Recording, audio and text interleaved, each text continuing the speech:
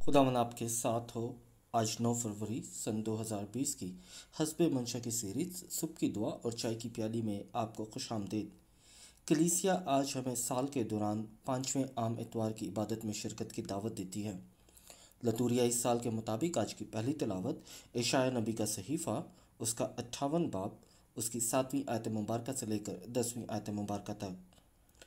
आज का ज़बूर 112 उसकी चौथी आयत मुबारक से लेकर 9वीं आयत मुबारक तक। आज की दूसरी तिलावत मुक़द्दस पालूस रसूल का पहला ख़त कुरिन्थियों के नाम उसका 2 बाब उसकी पहली आयत मुबारक से लेकर 5वीं आयत मुबारक तक। आज की अंजील मुक़द्दस मुताबिक मुक़द्दस मत्ती उसका 5वां बाब उसकी 13वीं आयत मुबारक से लेकर 16वीं आयत मुबारक तक में यूँ मरकूम है, तुम ज़मीन का नमक हो, लेकिन अगर नमक का मज़ा जाता रहे तो वो किस चीज़ से नमकीन किया जाएगा। फिर वो किसी काम का नहीं सिवाय इसके कि बाहर फेंका जाए और लोगों के पाँव के नीचे रौंदा जाए। तुम दुनिया का नूर हो। जो शहर पहाड़ पर बसा हो वो छुप नहीं सकता, और लोग चिराग रोशन करके पैमाने के नीचे नहीं बल्कि चिरागदान पर रखते हैं, ताकि उन सब को जो घर में है रोशनी पहुंचाए। इसी तरह तुम्हारी रोशनी आदमियों के सामने चमके, ताकि वो तुम्हारे नेक कामों को देखें और तुम्हारे बाप की जो आसमान पर है तमजीद करें। आज की अंजील मुक़द्दस में हम देखते हैं कि खुदावंद यीशु मसीह जो है वो नमकीन और यानी नमक और रोशनी की मिसाल देते हैं। आप में से अक्सर जो है वो नमकीन के फ़ायदे जितने भी फ़वाइद हैं उनसे वाकिफ़ होंगे, और जो ब्लड प्रेशर के मर्ज़ हैं उनको भी पता होगा कि नमकीन जो है, नमक जो है, उससे ब्लड प्रेशर हाई होता है। हमारे घरों में नमक जो है वो खाने के इस्तेमाल के लिए होता है। फिर इसके अलावा हम देखते हैं कि मछेरे जो हैं वो मछली को ज़्यादा अरसे तक रखने के लिए नमक का इस्तेमाल करते हैं। फिर इसके अलावा नमक के और भी बहुत सारे यानी इस्तेमाल हैं, जैसे चीज़ों को, गोश्त की ज़िंदगी को बढ़ाना यानी उसको प्रोलॉन्ग करना, उसकी लाइफ को बढ़ाना, फिर सलामी के लिए, फिर और यानी दूसरी चीज़ों के लिए। मगर खुदावंद यीशु मसीह जब हमें कहते हैं कि तुम दुनिया का नूर हो, दर हकीकत बाइबल में नमक के मायने फ़र्क है। क्योंकि ये जो मैंने आपको चीज़ें बताई खाने के इस्तेमाल के लिए, चीज़ों को रखने के लिए, ये दर हकीकत समाजी पहलू हैं नमक के। मगर बाइबल का जो बाइबली मतलब है, यानी नमक का जो बाइबली मतलब है, वो दर हकीकत फ़र्क है और उसके मायने भी फ़र्क हैं। अगर आप मेरे साथ अक़दस कलाम को खोलें, एहबार की अक़दस किताब उसका 3 बाब उसका 12वां बाब और उसकी तीसरी आयत में क्या है वहाँ पर, और तू अपनी नज़र की कुर्बानियों को नमक से नमकीन करेगा, और तू अपनी नज़र की कुर्बानी को नमक से जो तेरे खुदा का अहद है खाली ना रहने देगा। अपनी सब कुर्बानियों के साथ तू नम तू नमक सामने लाएगा। यानी पुराने अहदनामे में हम देखते हैं कि नमक जो है वो दर हकीकत कुर्बानी को पाक करता है। इसीलिए खुदावन यीशु मसीह हमें कहते हैं कि तुम दुनिया का नमक हो। दर हकीकत ये नहीं कि आपने दुनिया में जायका लेकर आना है या आपने दुनिया में कुछ और काम करना है, नहीं, पाक करने के लिए। मसीही जो हैं वो दुनिया में किस लिए हैं? पाक करने के लिए। इसके अलावा एक हवाला मैं एक और देख लें आप मेरे साथ, हिजकिय्याह नबी की किताब, क्योंकि बाइबल में नमक के मायने फ़र्क है और हम ज़्यादातर ज़ोर देते हैं जायके पर। नहीं, बाइबल में नमक के मतलब है पाक करना, पाकीज़ा करना। हिजकिय्याह की मेरे साथ हिजकिय्याह नबी की किताब उसका 43वां बाब और उसकी 23वीं आयत से लेकर 24वीं आयत में, और पाक करने से फारिग होकर एक बेऐब बछड़ा और गले का एक बेऐब मेंढा चढ़ाना, तो इन दोनों को खुदावन के हजूर चढ़ाना, और काहिन इन पर नमक छिड़के और इन्हें सोखनी कुर्बानी के तौर पर खुदावन के हजूर चढ़ाए।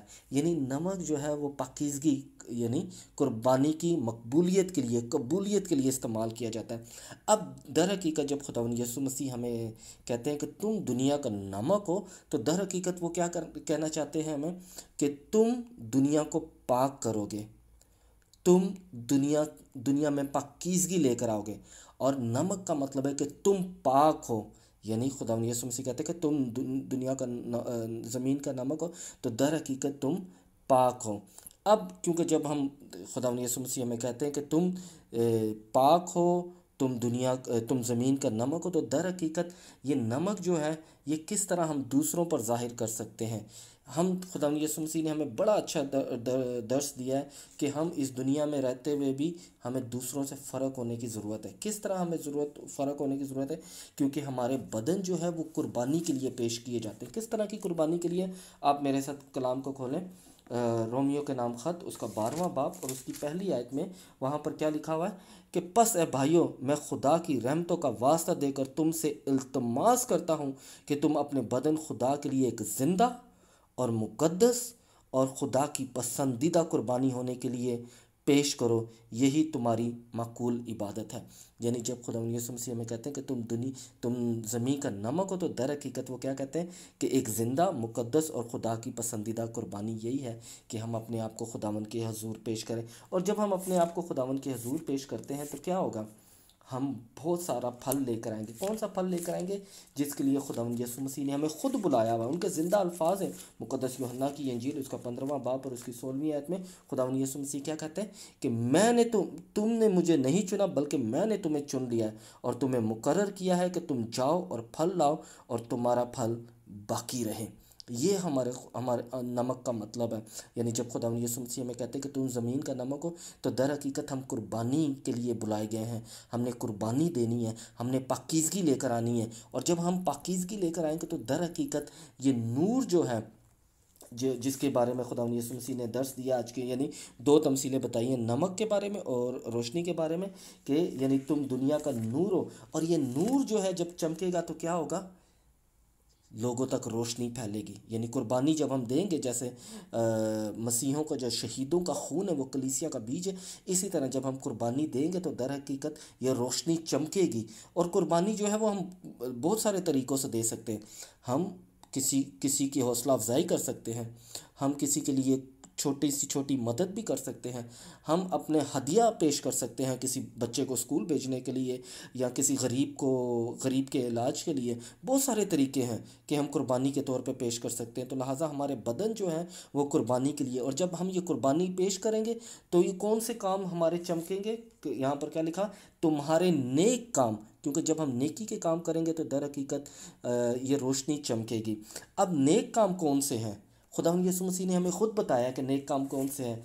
इसके लिए हम देखते हैं मुकद्दस मत्ती की इंजील उसका 25वां बाब और उसकी 35वीं आयत में, क्योंकि मैं भूखा था और तुमने मुझे खाने को दिया, और मैं प्यासा था तुमने मुझे पीने को दिया, मैं परदेसी था और तुमने मेरी खातिरदारी की, नंगा था और तुमने मुझे पहनाया, बीमार था और तुमने मेरी अयादत की, कैद में था तुम मेरे पास आए।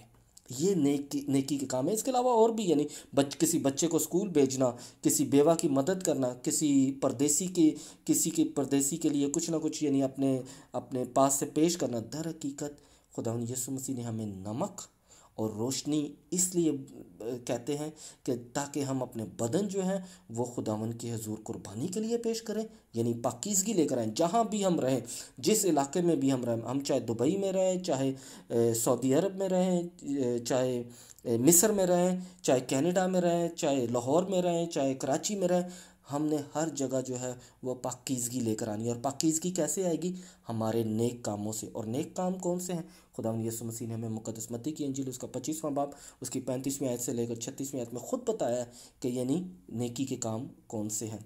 खुदावंद आपको और आपके घराने को ये फजल बख्शे कि आप खुदावंद यीशु मसीह का नमक और रोशनी जो है उसके कलाम के मुताबिक अपनी ज़िंदगी को गुजारें, ताकि जब आप दुनिया में रहें तो दुनिया जो है वो आपके नेक कामों को देखकर आसमानी बाप की के नाम को जलाल बख्शे, और ताकि हमेशा हम उसके नक्शे कदम पर चलते हुए अपने आप को नमक और रोशनी की सूरत में खुदावंद के हजूर पेश करें। खुदावंद आपको और आपके घराने को बरकत दे, बाप और बेटे और उनको दुस के नाम से, आमीन।